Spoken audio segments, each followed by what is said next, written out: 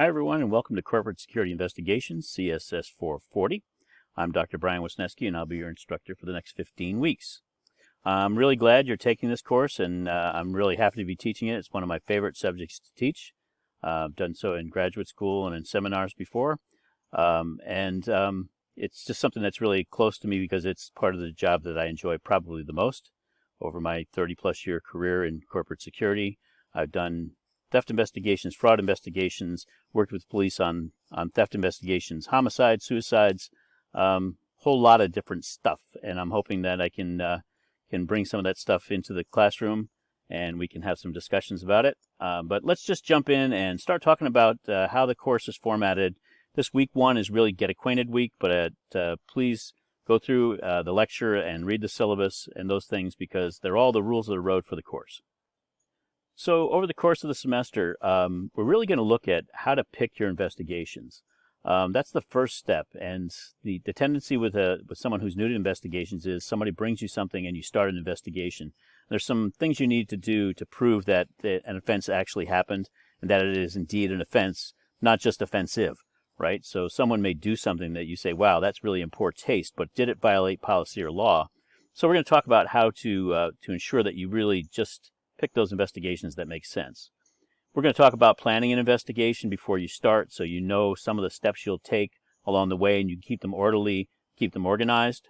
And then you'll have to record the investigation, an investigative report normally, which may involve a lot of appendices with different types of evidence. We're going to talk about gathering evidence and interviewing witnesses, and we'll do, I have 1 week set aside, but we may end up doing 2 on interview techniques because it's really one of the most important parts of investigations is how you interview people and what techniques you use to get to the truth. We're going to learn a little bit about the political pitfalls of the workplace. And when I say political, I don't mean, national elections. I mean workplace politics. I mean the dynamics of the workplace. Understanding that if you're a police officer and you pull someone over, it shouldn't matter whether they're the mayor or someone who has no political standing in their community. But in the workplace, everyone has a hierarchy. They're a manager, or they're a line worker, or they're a director, or they are they could be the housekeeper. There is a hierarchy in organizations, and it does affect how you do investigations. It should never affect your outcome, but it does affect how you go about it, and those are things that we need to discuss. And then we're going to talk about some tools to use. We're going to talk about forensics tools. Computer forensics are obviously a big thing, and we'll talk about that, and then how to present your investigation internally and externally so that you show that you've done the work, you've crossed all the T's and dotted all the I's, and you present your investigation to either the police or to management or human resources or compliance or whomever in an impartial way that gives them all the information they need to make a decision on the disposition of that investigation. So all those things are going to be done 100% online. But there are weekly deliverables. Those who have had me in courses before understand that there's something to do every week, right? There'll be reading, there'll be lecture, and either writing, usually a discussion, or a quiz every week. Students in the last 2 semesters have told me they didn't feel they had enough opportunity to get grades. There were some weeks where I didn't assign a quiz or a discussion.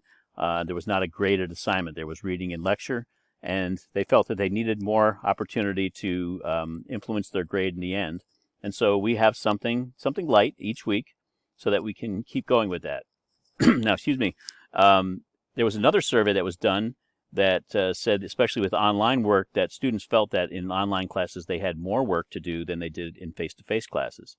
I try to keep mine balanced, and you'll put about the same amount of work in this course that you do in any face-to-face course. I try to keep the reading and the lectures and the assignments relatively balanced so that in 3 hours a week, you can get the work done, which is what you should be spending on each one of your courses. That's kind of how it plays out, right? At least 3 hours per week on a class. They say the amount of time you spend in the classroom, double that. That's what you should be spending on a course. I think we can be more efficient than that, quite frankly, in this environment.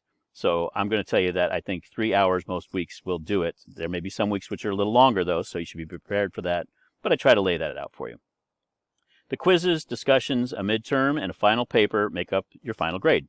Those are how I come to a conclusion about how well you did in the course, and you tell me how well you understand the information. We're going to have some guest interviews as part of the lectures. I don't know that we will do any live interviews because not everybody can come to the table at the same time in a fully online course, and that's part of the deal. So we will embed those into our lectures when we have someone to interview. But anybody that we interview, I'll make sure you have contact information for if you have questions, and I'm sure they'll be happy to answer them. And with all that said, the secret to success here, and you'll see this again, is to send up a flag early if you start to fall behind. If you don't keep up each week with everything, there could be something happening in your life that's real and needs to be taken care of, and you fall behind. Send up a flag and let me know when you're falling behind so we can get you back on track, because there is a point where you get too far behind in a course like this and you never catch up. So let's not let that happen. So my lectures are generally 40 minutes long. I'm going to try to embed some videos, even if it's just me talking into these things. I tried that today, and there's a little glitch with I use something called Screencast-O-Matic to record lectures, and for some reason it's given me some grief today. So you don't get to see my smiling face sitting on my nice warm deck out in the sunshine. But generally it takes about 40 minutes, just like in a live class. I think 40 minutes is enough. There are some classes that last longer than that, but I think after about 40 minutes, our brains all turn to mush, and we just kind of, drift off and nod our heads and pretend we're listening. But I think that's plenty. What I do is I record the lectures, and then I upload them to YouTube. And it's a protected YouTube channel where you go into D2L, and when you click on the lecture, it will actually take you to that YouTube site that's protected because it's by invitation. You have to have the address, and you're all invited. The reason I do that with YouTube is that some of my students in the past have jobs where they need to work at night, to pay the bills or whatever, but they have some downtime. And if they copy that address and cut and paste it into their phone, they can actually watch the lecture on their phone and not have to try to fire up D2L, which doesn't always work well on mobile devices. And YouTube always does. So, I hope that helps. Let me know if that's a problem for anybody. But I also post the lectures, with the exception of this one probably. I post them unnarrated as well, so that you have something to take notes on. So you can print out the lecture before you listen to it and use the slides, printed out to take notes on. It comes in really handy on quizzes and tests. The reading's generally short, but it could be complex. And so you notice there's no textbook for this class. I just don't have great luck picking out textbooks, so we're not going to use one. But the articles that I provide, some of them might be difficult reading. Some of them are really easy. But you should probably just plan on an hour a week of reading. I don't think it's going to take most of you that long. And some weeks it'll be 10, 15 minutes, and others it will be the full hour. But plan on an hour for your timekeeping purposes so that you don't get caught short. Quizzes take 30 minutes. Most quizzes are going to be multiple choice, true and false, that type of stuff, matching. 10 questions usually. I will have a test of that sort as part of the midterm. But count on 30 minutes to take a quiz. They're not real easy. They're obviously open book because I'm not coming to your house to see whether or not you're using the book to take the test. But plan on 30 minutes simply because you don't want to get caught short on time. Midterm is in 2 parts. We don't have a class that week. There won't be a lecture that week. But figure 2 to 3 hours to complete the midterm, because there will be a true-false matching multiple choice test along with a written assignment that you will write from scratch.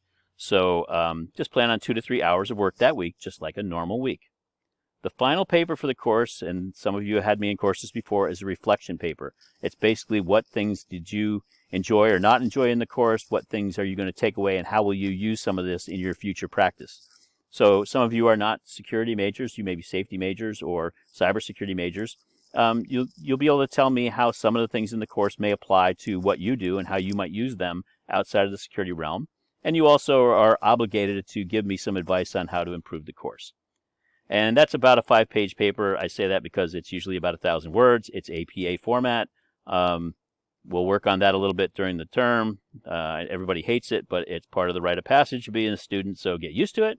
But the final reflective paper takes about, I would say, look, 250 words per page, 4 or 5 pages by the time you're done. you're going to work probably 4 hours on that, and it'll be due finals week, but I'll be releasing the full format and what I expect in the paper the week before, so you could get it done and turn it in the first day of finals week, then concentrate on your other courses. So I hope that's helpful to you as well. And again, you're seeing this for the second time. If you fall behind in this stuff, you need to send up a flag early and let me know. So what units are we going to study, and what types of things are we going to study? So the first, we're doing the intro this week. Next week, we're going to talk about criminal versus corporate investigations. Got a kind of a fun exercise to do on that, I hope. But there's certainly differences between criminal investigations that most of you see on TV and in movies and corporate investigations. And it's important to lay out the groundwork to understand the differences. Then, again, we're going to go to determining the need, picking things that really need to be investigated. And how do you know an investigation is warranted? And how do you know you're not chasing ghosts and you're just wasting your time investigating something that will never go anywhere? We're going to learn how to form the investigative plan and writing a report as you go along. I will tell you that as an investigator, that is my number one weak spot. I hate writing the report. I love doing the groundwork. I love doing the research work. Writing the report, not so much. So I'm going to force your hand and make you do it as you go along, because somebody has to force my hand to do it. We're going to talk about witnesses and how good they might be. And witnesses aren't just people who witness the crime or the offense, but those who have knowledge that will help you in your investigation are also called witnesses. So, for instance, if you're looking at a financial crime where someone may have embezzled money from your organization, you may not know the finance rules and how finance goes about, making sure that doesn't happen. What rules are in place? How do things flow through the financial systems? You would need to have someone from finance explain that to you, and they would be a witness for the purpose of your investigation. So we're going to talk about the different types of witnesses that you might use in addition to those eyewitnesses, and then we'll talk a little bit about whether eyewitness accounts are all that good. We'll talk about workplace dynamics, and this is something that I hope you pay attention to no matter what you do in your life, because it's a reality. And as much as we'd like to say that everybody is equal in the workplace, that is not the reality. It's like the old Orwell book Animal Farm, which most of you have probably read. All animals are equal. Some animals are more equal than others. And that is kind of how it works in the workplace. And as an investigator, you need to understand that, so you approach your investigation in such a way that you respect the hierarchy, but still get to the results you need and the truth that you want. And then we're going to have our midterm. And after the midterm, we're going to come back and we're going to work on interviewing techniques. And there's a couple of different interviewing techniques we'll go over, but I will tell you that I have had success, and I know that some of you have heard me speak on this before, with the Reid technique. It is just a really cool technique that has not failed me in many places. And we'll also talk about interviewing techniques that police use that will never work in the workplace, like good cop, bad cop. I don't ever want to see anybody try that in the workplace, because it fails miserably and it really makes you look silly. So we'll talk about interviewing techniques, and we'll go over some of those, and you'll find you're using some of those after we leave class. You'll use them with your friends a little bit. They won't even know what hit them, but you'll be finding out things about them that never thought you'd know. We'll talk about some cool tools, and we'll probably spill over interviewing into the next week. Each unit's a week, and we'll probably spill it over a little. But cool tools that you can use, and then we'll have more on tools. So we're going to talk about tools that are generally available to you in the normal workplace, and then we'll have some discussion about tools that are not normally available to you, just so you know they're there. They're specialists you can hire if you really have something that's a major case. And things like handwriting analysis. We'll talk a little bit about things like that. I've only used it once in 30 years, but it's a tool that you can use. So we'll kind of go over some of those things. We're really going to talk a little bit about legal constraints, because there are things that you do in an investigation that can get you put in jail, and there are things you do in an investigation that keep you from going to jail. And so, and when I say jail, I mean jail. There are basic human rights, and people have constitutional rights, and those spill over into the workplace. But it is different than a police investigation. So you need to understand the legal constraints of a corporate investigation and what protections you have, and you can avail yourself to, so that you don't get sued or, worse yet, get arrested. Presenting your case is hugely important, because you can do all of the legwork you want, and you can lay out the case, and you can find the guilty party. But if you can't present it properly, then the decision makers, in the case of a criminal investigation, would be a court. In the case of a full corporate investigation, might be human resources, management, leadership at any level, depending on what the offense is and who the offender is. But if you don't present it right, you're never going to get the result that you would expect. And you should never want a result. You should want just, a fair ending, and you've done your share and you've turned it over. But you need to present your case in such a way that it really leaves very little open for interpretation. We'll do a recap just before the final paper. So in week 14, the week before finals week, we'll do a recap, which will help you, kind of formulate your final paper, and by then you'll have the format for it. So in reality, with finals week being actually 3 days, really, you'll get at least a week and a half to write that final paper. So don't fret about that. I'll give you plenty of information on it before we do it. And those who have done it before, I think you found out it really wasn't all that hard to do. So this week, like I said, we're going to talk a little bit about the rules of the road and what our joint expectations, our mutual expectations are for the course. And of course, we turn to our syllabus, which is our guiding document. And is it boring? Yes, it's 13 pages of, oh my God, make me yawn. But it is informative. It does tell you what you can and cannot do and what I am obligated to do and what I will do. Before you call me, if you have questions about, the format of the course, please take a look at the syllabus first, because the answer's in there. That's where I'm going first. There's a syllabus quiz this week. Those who've had me before understand I give a syllabus quiz. It is worth the same 5 points as any other quiz. It's the easiest quiz you're ever going to take, because it's going to ask you if you've read and understand and will abide by the syllabus. But let's talk about the syllabus and let's go over some of the highlights together, just so we're on the same page. So as I said earlier, there is no textbook to buy for this course. I hope that didn't break your heart. I know it didn't break your wallet. I will supply articles, videos, journal pieces, those kinds of things. Some are harder than others to read. Others are really easy to watch. Just like I said, allow yourself an hour in your schedule. And if it only takes you 15 minutes, happy days. You've got 45 minutes given back to you to do with whatever you choose. I use texts in some of my courses, and in some of them, physical security being one of them that I teach, I definitely will continue to use a text. Security law, I will use a text. But in this case, I just didn't find one necessary. And I will tell you that I do pretty well on my student reviews, except for textbooks. Nobody seems to like the textbooks I get, or they say, we really didn't use it all that much, and I spent $50 on it, right, or more. And so I'm not a person that likes to be wasteful with your money or mine. And so we're going to try it without. This is the first time I will teach an investigative course without a book. And in the feedback, I would like some information from you about whether or not you thought that was a good idea or a bad idea. Don't think about cost, because you're not going to take this course again, so you won't have to worry about buying the book the second time. So don't say, no, don't have a book for this course, because it's never going to cost you anything to take this course, right, for a book. But give me some feedback on whether or not you thought it would have been easier with a textbook. I have had some students tell me, when I've not used a text before, they thought it would have been easier to follow the course had we gone with a text and followed it. And some people have that type of regimented mind where that's what they need and that's how they succeed. And I don't want to leave anybody out. But in this case, we're going to try it without, and I'd like some honest feedback from you as we go along or at the end of the course, whether you think no textbook was a good idea or a bad idea for this course. So in the syllabus, you'll see a section called General Policy. And in that, basically, it means that I am the general. I can change the rules, but I'll only do that if it doesn't hurt your success. So if I have a quiz listed for a particular week and I say, you know what, I want to make a discussion out of this. I think it's just better to do that. We'll learn more. I can do that.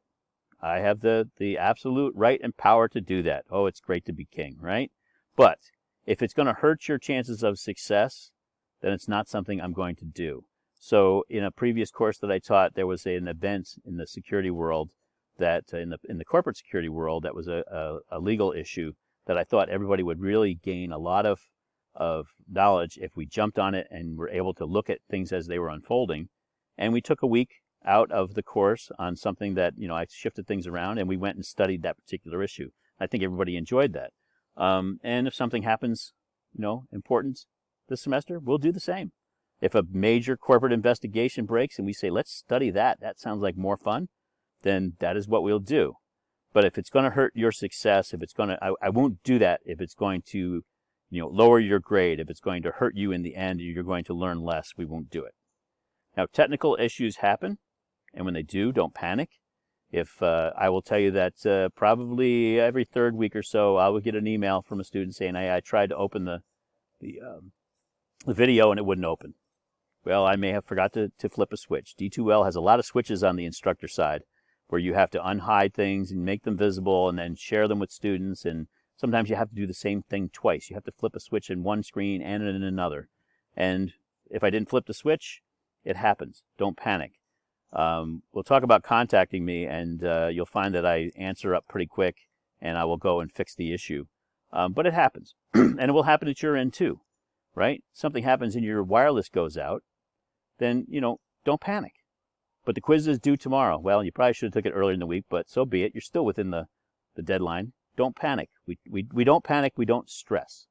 Okay, if you're going to, at some point in your life, be a security manager, you never stress. You cause stress. You're a carrier, but you don't get it, okay? So don't panic. When you use dynamic links for the reading, I can put a link in and say, click on this and read this article, and I test it on Monday, and it works. On Tuesday, the publisher of that link takes it down. I have no control over that. Neither do you. If you click on it and it doesn't work, I try to do backups of anything that I put out there. But some of it, you can't necessarily do that unless you screenshot, 10 pages, and I'm not going to do that. So there are alternatives. I always have a plan B, so don't sweat it. But if something doesn't open, be cool. Let me know. Gremlins do invade the internet, and we're going to muddle through, and we're still going to learn together, and everything is going to work out just fine. So getting things in on time is pretty important. This is a small class, and with a smaller class, there's a lot more flexibility, right? If you don't get something in on time.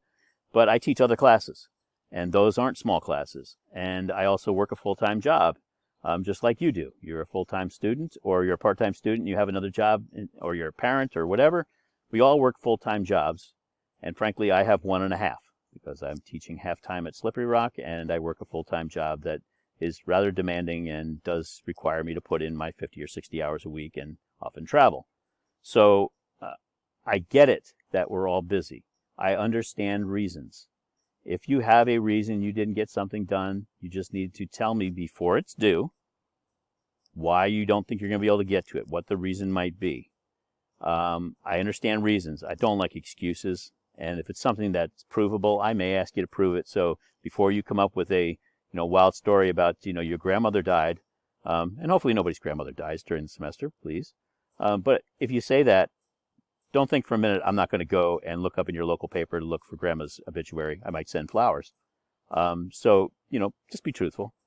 Don't come with excuses. Come with reasons why you may need an extension, and I'd be more than happy to work with you. The secrets to get the work in on time are be prepared enough to tell me why before it's due. Okay, before it's due, that's the important part. If you come to me after something's due and say, I'm not going to get my paper in on time, the answer is, yeah, I'm a trained investigator. I figured that out already when it wasn't there on the due date, right? So come to me beforehand if you need an extension on something. More than happy to work with you for valid reasons. Don't overplay your hand on that, but look, we all have lives. So again, we don't panic, we communicate. There may also be times where you turn in something and you just didn't get it. You didn't understand what the ask was. I said it needed to be in a certain format, or, you had to answer a certain question, and you just didn't get it, right? It's not that you didn't try. It's just that there was a misunderstanding, a miscommunication between what I asked for and what you delivered. If I see that, and I believe in good faith that you tried, but we just were not communicating, we weren't in sync about what I was wanting you to give me, I may invite you to resubmit, and we will talk. We'll figure out where things went sideways, and then we'll talk about a timeline about when you should resubmit and whether or not there'll be a deduction if indeed there was something that required a deduction. Most times I don't deduct. If you turn something in and it's just, off the mark because of communication, we'll just communicate with each other and we'll figure it out. So revised work is by invitation, though. If indeed you submit something and then you come back and say, well, that wasn't my best work, I'd really like to take another bite at that apple, I'm probably not going to allow that, because that's just people, asking for an extension is really what they're doing.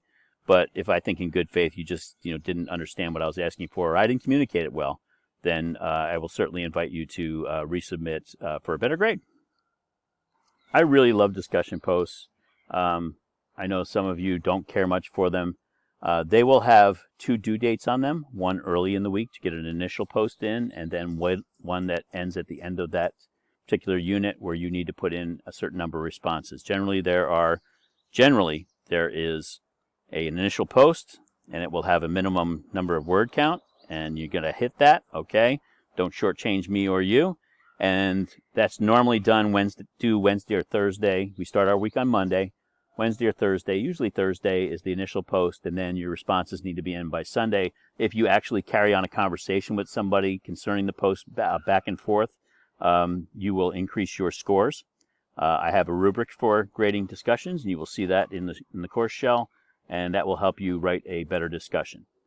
Your initial post should not be, I think, or unless I say, write it in first person. Generally, it should be an essay. You should be coming back with what you interpreted the reading or the lecture or the subject that we're discussing in the discussion forum really means. And you do that as an academic in a way that's a neutral essay, right? No I think, no, in my view, it's really, this is how things are. And then in the response posts, you come back and you say, well, I read your post and I think that you were right here, but you were wrong here.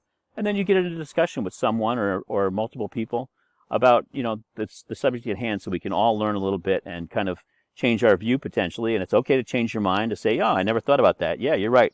My initial post, yeah, that's not right. I'm going to change my mind and I agree with you. Or in a collegial way to stand your ground and say, I hear what you're saying, but I still believe this to be true, and this is why. Right? It's okay to agree to disagree. These aren't rants. Okay, this isn't I'm right and you're wrong, I'm big and you're little. This, that stuff, got left in the grade school yard. This is really about learning from each other. So if someone says, I don't think you're correct in that, you can come back and say, okay, I've rethought my position, and yeah, I see what you're saying. In that case, yeah, you might be right, and in another case, I might be right. Or, I hear what you're saying, but I still think that, my way is the way I'd like to go with that. And don't be surprised if I jump into the discussions and I will pick on 1 or 2 of you each week, and I will move it around, and you will see questions from me. Well, you said this, but what about this and what about that? And I will force you to think. You are obligated to answer my questions. It's part of that general policy and being the general, right? The big thing this particular semester especially, but the big thing is that people want to talk politics and religion when they do discussions. And that is the wrong thing to do in these discussions.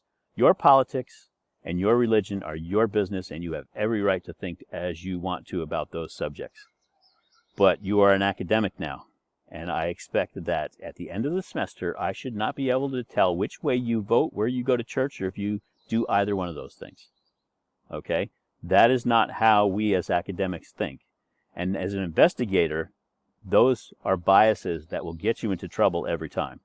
And we will have some discussion about investigative bias this term, and we will bring it up in several units. So it's not listed as a separate unit because it's going to come up through the discussions all the way along. You think that you know, but you really don't know something, and you think that because in your experience or your history or just your way of thinking, something is true, and we're going to force you to prove it to be true.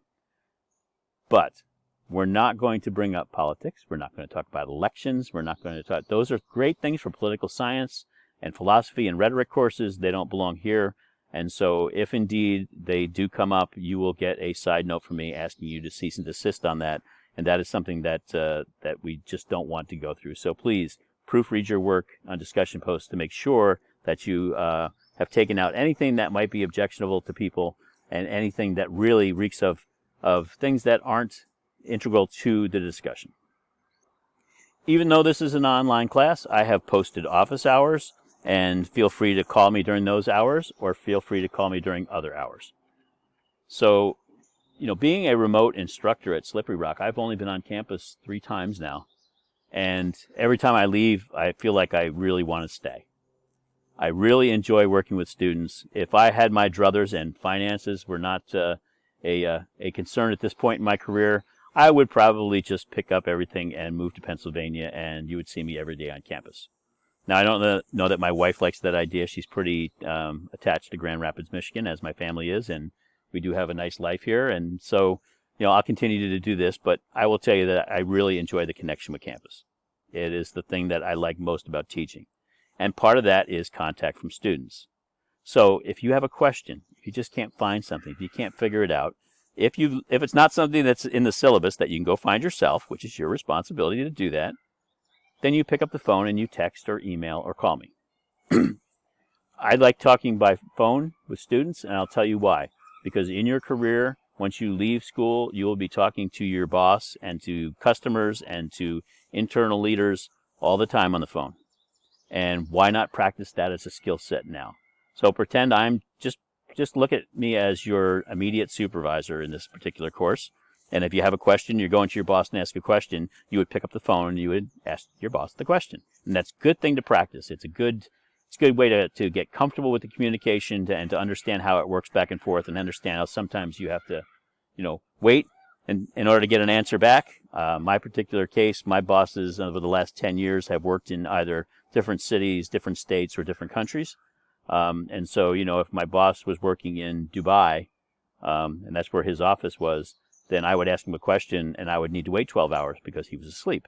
So, that happens, but, don't worry about the office hours so much. I do travel, and we're not doing a lot of that right now, but I don't have any flights over 20 hours this term that I'm aware of. But if I am traveling, you'll have to wait for me to get where I'm going to answer your questions. So, but please contact me if you need to talk to me. That's really important. So in the syllabus, there's a breakdown of each week, what we'll study, what's due. Those are the tentative plans. They can change. I put a lot of stuff in the news section of D2L. When you open up the course shell, there's a news section. You'll see me put 2 or 3 things there a week. They may be announcements that come out about due dates for things like drop ad and registration for next term, something that's affecting the campus community that I get, I'll post it there, but also things about the course, reminders that things are due, those types of things. But you are responsible for understanding what's due when. It'll be in the course schedule. And just understand that although this is an investigations course that does have some play when you go over into perhaps computer forensics or safety or other cognate fields, if you will, this is primarily a protective security course. So just understand that everything you learn in this course may not apply to what you learn in other courses in other fields about how you conduct, say, a safety investigation or root cause investigation. It's totally different than a criminal or corporate security investigation. There may be some tools you can use, some hints you can pick up, but don't confuse the two. The word investigation is a very wide one and covers a lot of fields, but this is one that is geared toward protective security. Funny thing about online courses is that I can see what you've accessed and what you haven't and how long you stayed there. I don't hold that against you. If you get an A and you never open up a single file in this course, I can't, just begrudge the fact that you are a genius. But I will tell you that if you are struggling in the course and you text me, as students have in the past, and say, I'm carrying a D at midterm and, what can I do to bring my grade up? I will be able to tell you to the second and minute what you can do. It is, instead of watching the first 2 minutes of the lecture, why don't you watch the whole thing? Instead of opening up the reading that is only available online and then closing it up within 10 seconds when it's about a 5-minute read, you might want to at least keep it open long enough to try to absorb it. We can see what you do in an online course, and I'm not so sure students understand the technology that we actually see how long you take. And I don't go back and look at it. I mean, statistics pop up at the average because I'm trying to keep within a 3-hour time frame for your workload because I want to be respectful of that. But, please don't come to me if you're not carrying a great grade, if you're not really trying, because I will call you on that. I got a pretty good BS meter, so, make sure you've got your stuff. If you are struggling and truly struggling, I will do everything I can to drag you across the finish line. But make sure you're doing your part. I use all the tools available to scan papers and discussions to make sure that you're not plagiarizing. I have had in my academic career one student, it was a graduate student, who plagiarized a document written by the Ontario Board of Private Investigators, and it was really ironic because I had just read that booklet because I had to hire a private investigator in Ontario for a case, and I wanted to understand the qualifications. So I pulled the same booklet from online, read the booklet. It was like 6 pages. And like 2 days later, this guy turned in a paper, and it was like, I've seen this before. And I read it first and then ran all the papers through the Turnitin program, which is what they used at that school. And sure enough, I mean, it popped up. But even if it didn't, I mean, he just used something I just read. So I use all those tools to check. Please don't plagiarize. And by the way, if other students turn in papers in previous courses, those papers, when they're run through Turnitin, also become part of that database. So if you're copying a paper from somebody else who's taken a similar course, you're going to get jammed up. Even if it's your own paper, if you've written it for another course, we can have a discussion about whether you can reuse some of that stuff. I don't want to be wasteful if it's applicable. But if you're going to reuse a lot of previous papers, you best check with me first because you're going to get jammed up. Quizzes have test banks. So if it's a 10-question quiz, there are probably 30 questions in the bank, and they will be mixed up, and so will the answers. So no two students will likely get the same quiz. I don't do that for every quiz, but I do it every once in a while, and maybe every second or third one. So if you call your friend and say, hey, I'm taking Dr. Wisniewski's quiz, and I want to go out, 10 questions, what are they? And he says A, B, C, true, C, B, D, A. You're going to get really disappointed because normally you're going to get a really bad grade because his test isn't the same as yours. They just both have 10 questions. They may be different questions. If they're not different questions, the answers will be in different order, and the questions themselves will be in different order. So, you know, look, it's an online course, and it's an open book course. So, you know, don't be silly about it. You've got all the advantages you need. You know, don't try to work together on it in silly things like that, because you'll just get caught. If you have a learning disability or a disability of any kind that's going to impact you in the course, the university has advised me if you have called it to their attention, and I will certainly work with you to make sure that we accommodate you in any way possible to make sure you are successful.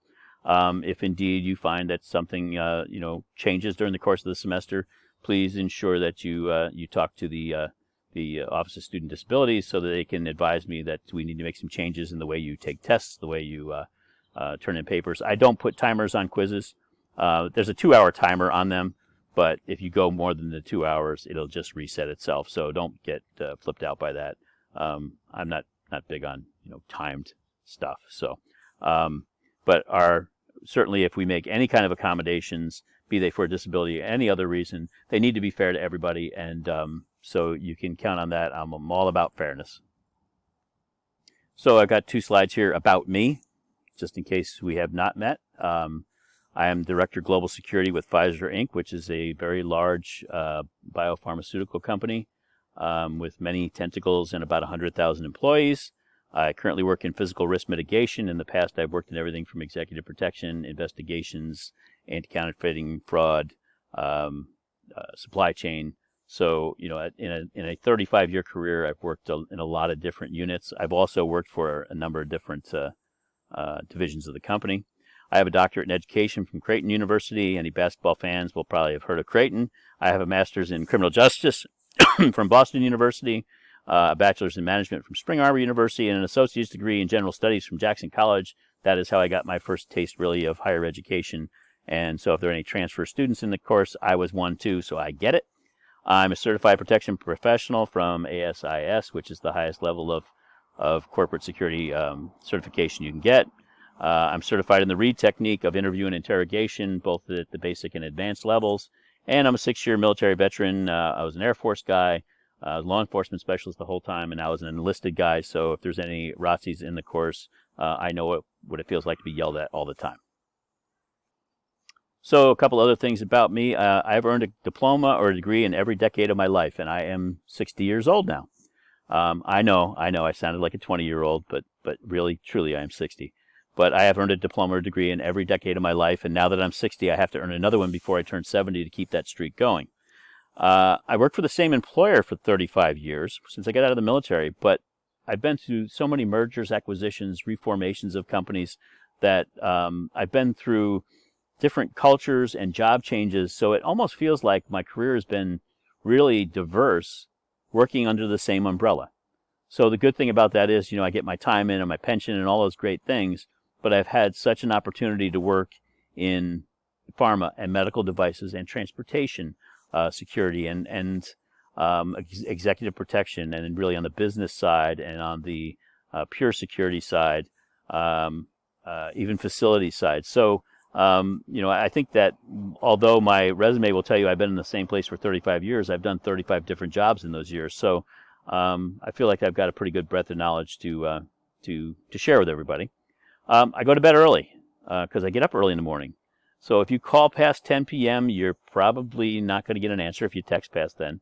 I don't mind, however, text in the evening. In fact, it's better. I work during the day. And you can text me during the day, right? I mean, it's not a problem. But I'm here all the time and will answer back. But if it's 8 or 9 o'clock at night, that's normally when students really start to wind up. It's the human condition where people between the ages of 16 and 25 tend to do better work, after the sun goes down, right? Later in the evening than they do first thing in the morning. And people in their 60s, like me, tend to go to bed early and get up really early in the morning, and I'm out on the deck having coffee while it's still dark watching the deer walk up. So you may not get an answer if it's after 10 p.m. You may wait till the next day. Just know that if you're working on something and you think you might need some help, you might want to start a little earlier or get those questions out early, or you may have to wait till the next morning. But I do stay up, and I do have the cell phone close to me, so I may grab it even if you text later, because I usually don't go to sleep till after 2 episodes of Family Guy in the evening. And I have a birthday coming up this term. Don't worry about sending cake or presents. And I like to shoot baskets to unwind. It's been tough being quarantined at home a little bit recently, but that is kind of how I unwind, and everybody's got their thing they do. I also like to ride my bike and get out in the gardens and those kinds of things. So, and we all have to have a hobby, so I'm interested to hear about some of yours. So this week, view the lecture, which you just did. Thank you. Read the syllabus by the end of the week. Take the syllabus quiz by the end of the week. Do an introduction post. Please do it by Thursday so everybody has a chance to look at them. And there are instructions about your introduction post and how it's supposed to be laid out. Part of the introduction post is so I can look and see how you write and your style a little bit. So please answer the questions in the introduction post. It's not just, hi, my name is Bill, I look forward to working with you. That's not going to cut it. I have specific questions in the introduction post instructions that I'd like you to answer. And if you follow the bouncing ball, you'll notice that as the questions change, you should be changing paragraphs at that point. So it kind of guides you through the essay writing process. And then look over the post. If there's somebody in the course that you have not yet met, please go in and say hello so you can get to know them.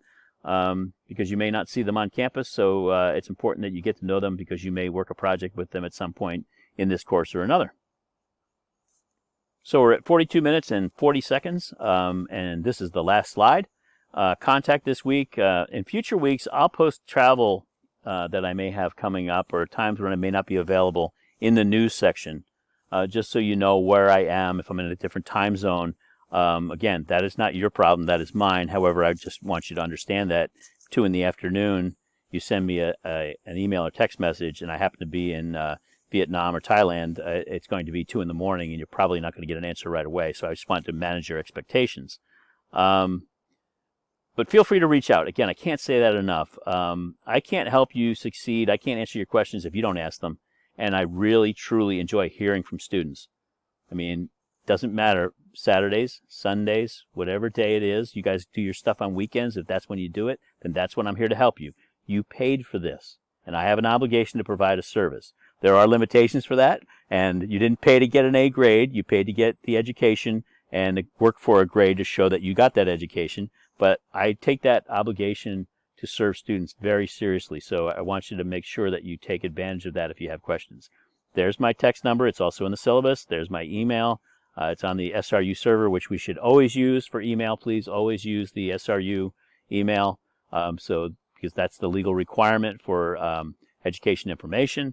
And with that, if you have questions, please contact me. Have a great rest of the week. At 44 minutes and 10 seconds, we are done with our week 1 lecture, and I will be back with you on the discussion board on introductions. Have a great week.